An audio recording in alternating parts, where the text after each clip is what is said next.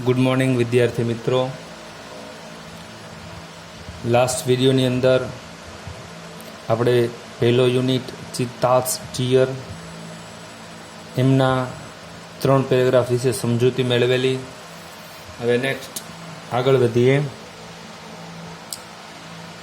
ત્યાર પછીનો પેરેગ્રાફ છે હી ડિસાઇડેડ, તેણે નક્કી કર્યું, ટુ ફોલો કપ્સ. જો ડિસાઇડ એ એક ક્રિયાપદ છે અને ફોલો એ 2 ક્રિયાપદ છે.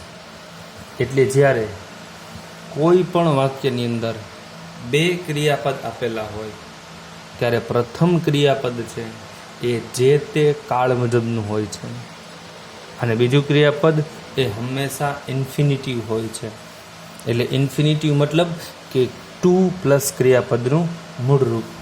તો અહીંયા જે ડિસાઇડેડ આપેલું છે એ ભૂતકાળનું પહેલું ક્રિયાપદ છે અને ત્યાર પછી ફોલો છે એ બીજું ક્રિયાપદ છે. આ વાક્ય ભૂતકાળનું છે. કદાચ વર્તમાન કાળનું હોય તો પેલું ક્રિયાપદ એસ કે ઈએસ વાળું રૂપ આવશે. તો શું થશે? હી ડિસાઇડ્સ ટુ ફોલો. કદાચ ભવિષ્યકાળનું વાક્ય હશે તો he will decide two follow the cups. એટલે પહેલું ક્રિયાપદ જે તે કાળ મુજબનું હોય છે અને બીજું ક્રિયાપદ છે એ હંમેશના માટે ઇન્ફિનિટિવ હોય છે. હી ડિસાઇડેડ ટુ ફોલો. ફોલો એટલે અનુસરવું, પીછો કરવો, પાછળ જવું. કપ્સ, તેણે બચ્ચાઓનો પીછો કરવાનું નક્કી કર્યું. And steel one. Steel one, STEAL, steel એટલે ચોરી કરવી અને એનું ભૂતકાળનું રૂપ છે સ્ટોલ, STOLE, સ્ટોલ એટલે ચોરી કરી અને એનું ભૂતકાળનું રૂપ છે સ્ટોલન. Steel, stall, stolen. તેણે ચોરી કરવાનું નક્કી કર્યું. બચ્ચાને પકડી અને તેને બચ્ચાનો પીછો કરી અને તેને ચોરી લેવાનું નક્કી કર્યું. ફ્રોમ હિઝ એક્સપિરિયન્સ, તેના અનુભવથી. It the knew that. It the knew, નોનું ભૂતકાળનું રૂપ ન્યૂ, KNOW, નો એટલે જાણવું, એનું ભૂતકાળનું રૂપ KNEW, ન્યૂ. ઇટ ધી જાણતો હતો કે, ધેટનો મતલબ થશે કે. ઇટ ધી એ જાણતો હતો કે અચિતા એટલે કે ચિત્તો, નેવર એટલે ક્યારેય પણ નહીં, એટેક્સ અ મેન. એટેક એટલે હુમલો કરવો, મેન એટલે માણસ. ઇદ્દી જાણતો હતો કે ચિત્તા ક્યારેય મનુષ્ય પર હુમલો કરતો નથી. એમને ખબર હતી. ધેરફોર, ધેરફોર એટલે તેથી.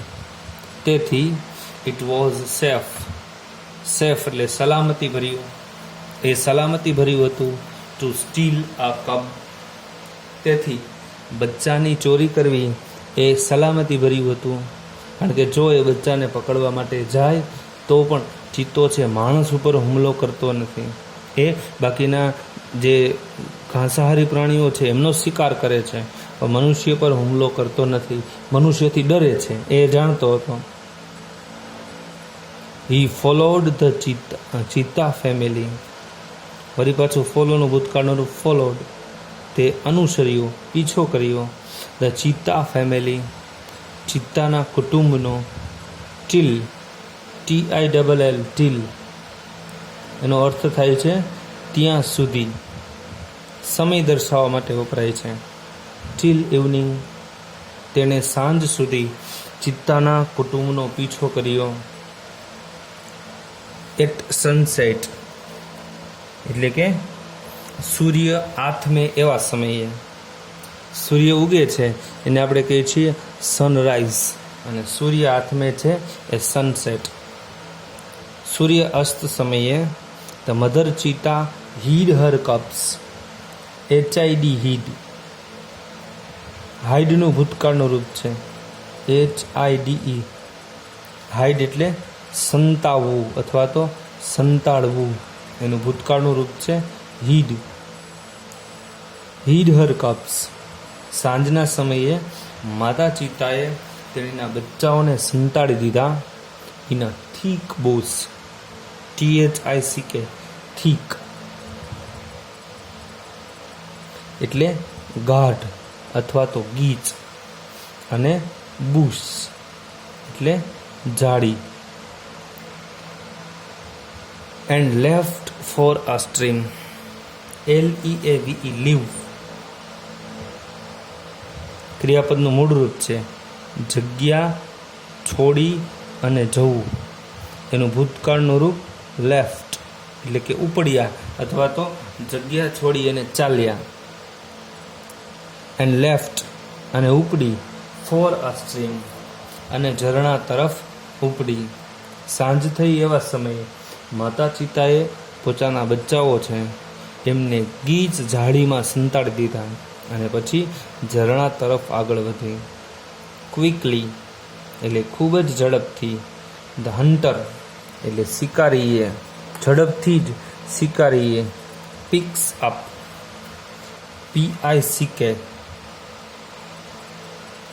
પિકઅપ એટલે ઉપાડવું અથવા તો ઊંચકવું, અથવા તો કોઈને ત્યાંથી કોઈ વ્યક્તિને લઈ અને આપણા વાહનમાં બેસાડી અને દૂર સુધી લઈ જવું. જેને આપણે કહીએ છીએ કે આજે મારું બાઇક ખરાબ છે એટલે મારા ઘરેથી મને પિકઅપ કરી લેજે, એટલે ત્યાંથી તેડી જવું, લઈ જવું. હી પિક્સ અપ હિઝ નેટ, તે તેની જાળીને પકડે છે. એન્ડ સ્પીયર, સ્પીયર એટલે કે ભાલો, અને ભાલાને લે છે. And rain into the bush, અને ઝાડી તરફ દોડે છે. જો શિકારી છે એ આવા પ્રાણીઓને પકડવા માટે જાળ વિછાવતા હોય છે. મોટા પ્રાણીઓ હોય તો એ જાળમાં ફસાઈ જાય. નાના નાના સસલા છે અને તેતર છે, આવા પક્ષીઓ કે પ્રાણીઓને પકડવા માટે એવી જાળ ગૂંથવામાં આવે અને પછી એમાં એના પગ ફસાઈ જાય છે અને પછી બહાર નીકળી શકતા નથી અને સરળતાથી એ પ્રાણીઓનો શિકાર થઈ શકે છે. એવી નેટ અને એક ભાલો લઈ અને ઝડપથી એ જાળીમાં જાય છે. હી સો 2 ટાઇની કપ્સ. સીનું ભૂતકાળનું રૂપ સો. 2 ટાઇની કપ્સ, TINY. ટાઇની એટલે કે નાનકડા અથવા તો ટચુકડા. એ નાનકડા બચ્ચાઓને જોયા. They looked at him. તેઓ મતલબ કે બચ્ચાઓ. looked at him તેની સામે જોતા હતા. with their bright eyes, તેઓની ચમકતી આંખોથી તેની સામે જોતા હતા, મતલબ કે ઈદ્દીની સામે જોતા હતા. They were too young to run away. તેઓ દોડવા માટે ખૂબ જ નાનકડા હતા. અહીંયા જે TOO આપેલું છે એ એક અર્થ તમને અત્યાર સુધી ખબર હશે કે એનો અર્થ થાય છે પણ. ટુનો એક અર્થ થાય છે પણ, પરંતુ ક્યારે આ TOO વાક્યને છેલ્લે વપરાયેલા હોય ત્યારે એનો અર્થ પણ થાય છે. દાખલા તરીકે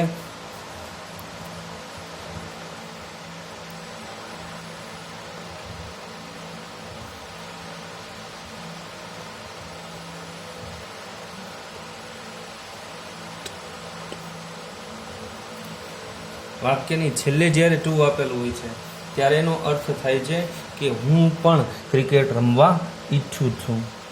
પરંતુ અહીંયા TOO આપેલું છે, ત્યાર પછી યંગ વિશેષણ છે, પછી TOO આપેલું છે અને પછી ક્રિયાપદનું મૂળરૂપ આપેલું છે.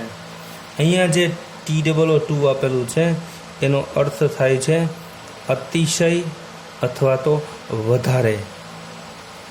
આપણે ઘણી વખતે કહીએ છીએ ને યુ આર ટુ મચ, કે તમે તો બહુ જ છો, ખૂબ જ છો, બહુ સ્માર્ટ છો, એવા અર્થમાં કહીએ છીએ ત્યારે. તો એક દ્રષ્ટિએ જોઈએ તો TOO છે એ લાગે હકાર, પરંતુ વપરાય છે એ નકાર અર્થ માટે વપરાય છે. નકાર અર્થ દર્શાવે છે, હકાર નહીં પરંતુ નકાર અર્થ દર્શાવે છે. કેવી રીતે જોઈએ તો આપણે ઘણી વખતે એમ કહીએ કે તમે તો બહુ જ હોશિયાર છો ભાઈ, 10 સ્પેલિંગ આપેલા હોય એમાંથી 3 સાચા પડે ભાઈ, બહુ હોશિયાર. બહુ મતલબ જેટલા હોવા જોઈએ એનાથી વધારે. તો કટાક્ષની અંદર બોલીએ છીએ, એ હકાર અર્થ નથી સૂચવતું. આપણે એમ કહીએ ને આ તો બહુ ડાયો, બહુ ડાયો એટલે જેટલો હોવો જોઈએ એનાથી પણ વધારે, એટલે હકાર અર્થ નથી પણ નકાર અર્થ છે. તો યાદ રાખવાનું TOO વિશેષણ અને ક્રિયાપદનું મૂળરૂપ વપરાય છે. એટલે યાદ રાખવાનું TOO પ્લસ હશે, વિશેષણ હશે અને ત્યાર પછી ટુ અને ક્રિયાપદનું મૂળરૂપ હશે. હવે તમને ફંક્શનની અંદર જે વાક્ય પૂછાય છે ત્યારે જૂના અભ્યાસક્રમની અંદર એવું પૂછાતું કે રિમૂવ ટુ એટલે કે ટુને દૂર કરી અને વાક્ય બનાવો, અથવા તો use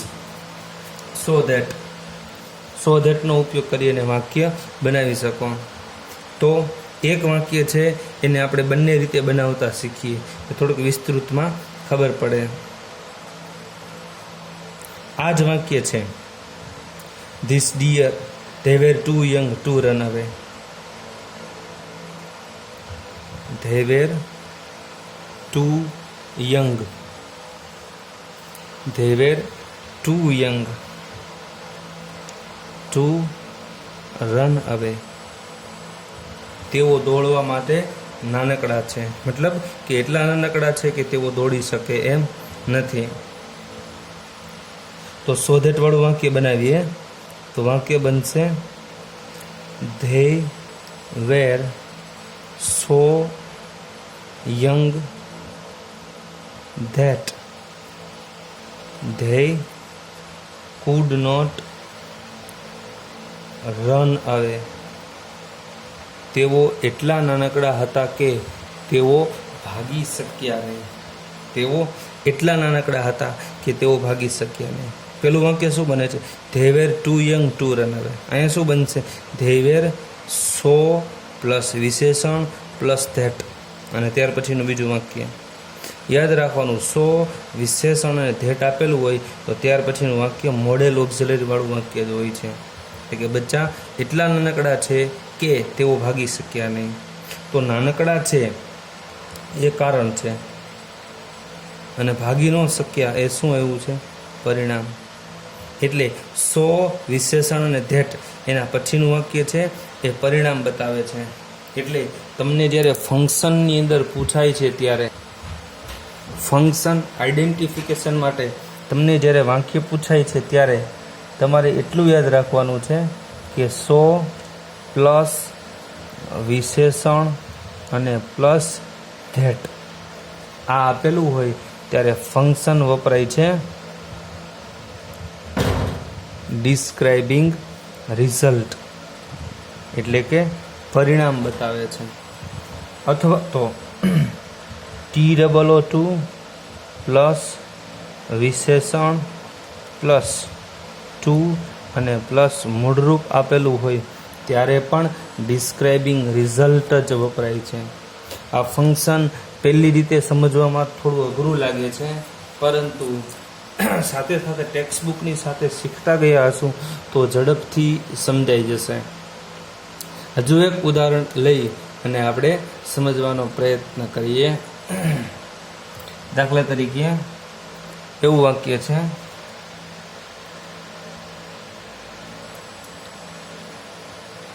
This dress is too costly to buy.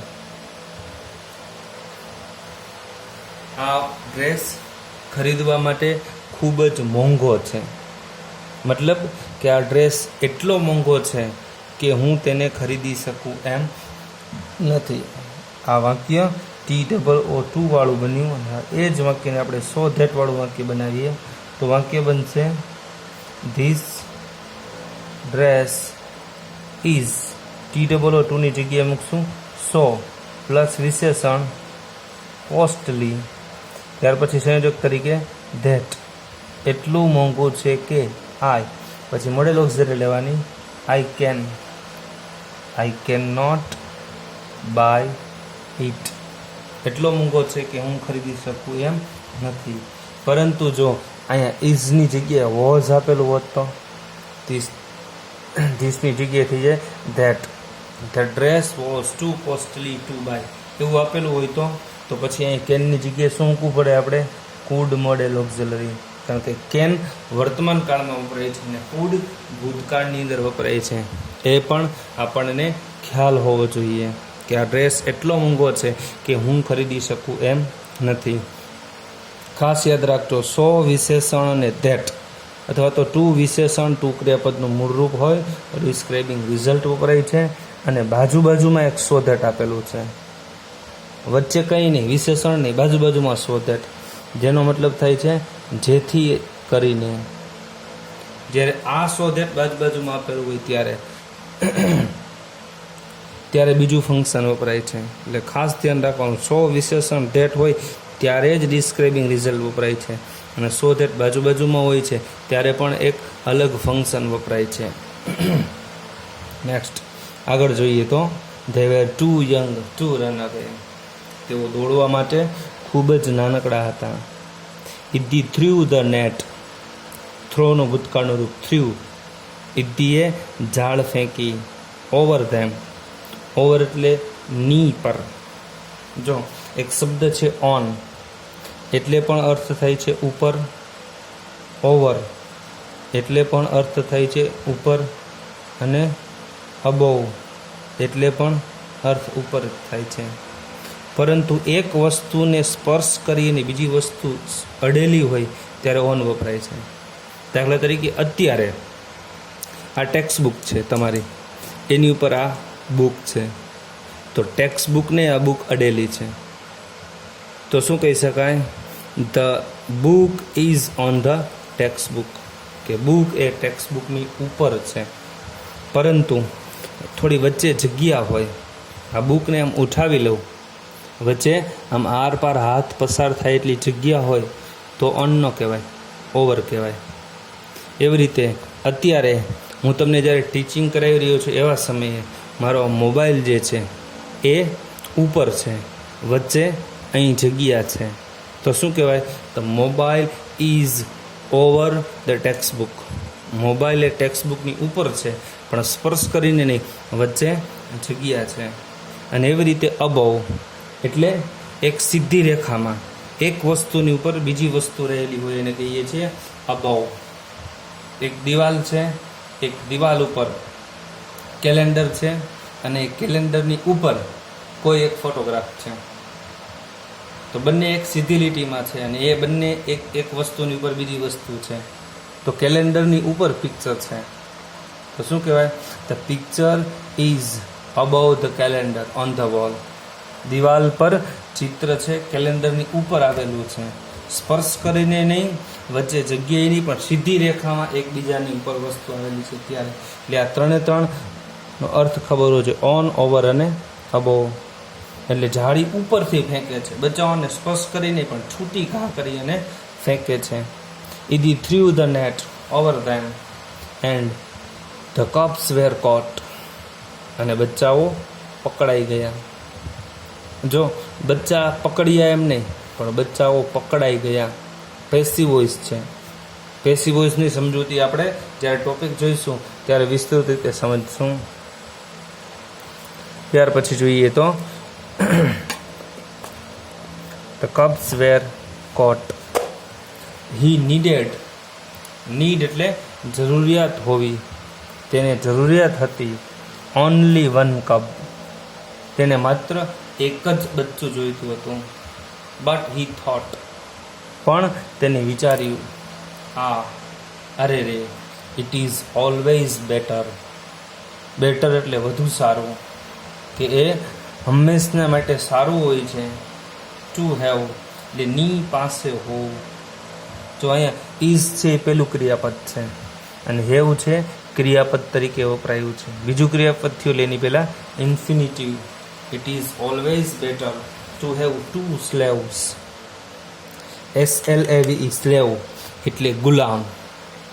અગાઉના સમયની અંદર ગુલામ પ્રથા છે એ અસ્તિત્વની અંદર હતી. જેમ આપણે પશુ છે એને વેચી શકીએ છીએ. આપણે ગાય, ભેંસ, બળદ, ઊંટ આ બધું પાડીએ છીએ, પણ એના માલિક છે. પછી આપણે ન જોતું હોય તો પૈસાના બદલામાં વેચી દઈએ છીએ. એમ મનુષ્યોને પણ ગુલામ તરીકે રાખવામાં આવતા. પછી એમનો માલિક છે, એમને જો એની જરૂરિયાત ન હોય તો પછી એમને વેચી દઈએ. પછી બી એમને બીજાના ઘરે રહેવાનું, જે કહે એવી રીતે એને કામ કરવાનું હોય, એવા સ્લેવ. તો આણે એવું વિચાર્યું કે એક કરતાં બે ગુલામ હોય તો વધુ સારું. ઇન્સ્ટેન્ડ ઓફ એટલે ને બદલે, ઇન્સ્ટેન્ડ ઓફ વન, એકના બદલે બે ગુલામ હોય તો વધુ સારું છે. આપણે કહીએ ને એક કરતાં બે ભલા. એમ એને વિચાર્યું કે કદાચ એક બચ્ચાને હું પાડું અને કંઈક બીમાર થાય, મૃત્યુ પામે, અથવા તો એને બરોબર તાલીમ ન આપી શકું, એના કરતાં બે હોય તો એમાંથી જે બેસ્ટ હોય એને એકને રાખશું, પછી બીજાને છૂટું મૂકી દઈશું. એને પકડવાતું તો એક જ બચ્ચું, પણ પકડાઈ ગયા બે. તો એણે એવું વિચાર્યું કે ચાલો એક કરતાં બે ભલા, બેયને લઈ જાઉં. પછી શું કરે છે? હી ડ્રેગ્ડ ધેમ. ડ્રેગ એટલે કે ઢસડવું, જમીન પર રાખી અને ઢસડવું. તમે કમ્પ્યુટરની અંદર જે માઉસ છે એને રાઈટ ક્લિક કરી અને પછી એનું જે પેડ છે એના ઉપર તમે ઘસો છો, એને કહેવાય ડ્રેગ. તો કહીએ છીએ ડ્રેગિંગ. ડ્રેગ્ડ ધેમ, તેઓને ઢસડ્યા. વિથ હિમ, તેનાથી. એન્ડ હીડ ધેમ, અને તેઓને સંતાડી દીધા. અંડર અ બિગ બાસ્કેટ, અને એક મોટી ટોપલીની નીચે સંતાડી દીધા છે. આવી રીતે ઇદ્દી છે એ બચ્ચાઓને પકડી લે છે. માત્ર સ્ટોરી જ આપણા માટે શીખવી અગત્યની નથી, પરંતુ વચ્ચે વચ્ચે જે ગ્રામેટિકલ ટોપિકની હું ચર્ચાઓ કરતો જાઉં છું એ બધા જ ટોપિક તમારા માટે અગત્યના છે. આપણે ફરીથી એ બધા જ ટોપિકની જ્યાં જ્યારે ગ્રામરમાં આવશે ત્યારે ચર્ચા કરશું, પરંતુ અહીંથી તમને વિસ્તૃત રીતે સમજવામાં સરળ રહેશે. જો હું તમને પહેલાં ગ્રામર શીખવાડું પછી ટેક્સ સમજાવું ને એના બદલે ટેક્સ સમજાવું ત્યારે આછી માહિતી છે ગ્રામર વિષયની તમને આપી દઉં, એટલે પછી બીજી વખતે જ્યારે શીખવાડું ત્યારે તમને ઝડપથી અને વ્યવસ્થિત સારી રીતે સમજાઈ જાય અને ભૂતકાળમાં જે શીખવાડેલું હશે એ તમને ત્યારે યાદ આવી જશે. ચલો અહીંયા સુધી આજનો દિવસ રાખીએ છીએ. આ એક પેરેગ્રાફ બરાબર સમજી લેજો. આજે કંઈ હોમવર્ક નથી અને સ્પેલિંગ પણ પાકા કરવાના નથી. ફરીથી જ્યારે હોમવર્ક હશે ત્યારે વ્યવસ્થિત તૈયાર કરી અને મળશું. Okay bye, C you tomorrow.